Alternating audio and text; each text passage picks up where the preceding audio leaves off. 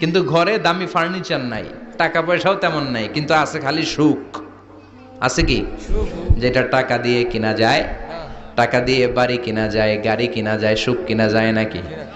টাকা দিয়ে বিছানা কিনা যায়, বালিশ কিনা যায়, ঘুম কিনা যায় নাকি? কথা বলেন।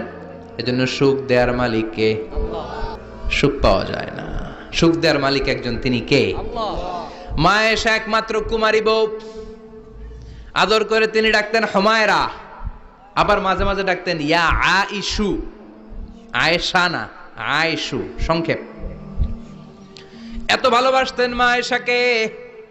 মা আয়েশা গ্লাসের যেই জায়গা দিয়ে পানি খেতেন, বিশ্বনবী ওই জায়গায় মুখ লাগিয়ে পানি খেত।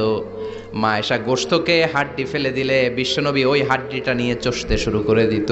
সুবহানাল্লাহ। এক বালতি থেকে পানি নিয়ে দুইজনে গোসল করত। আবার বিশ্বনবীর সাথে সাথে মাঝে মাঝে বায়না ধরতো, মাঝে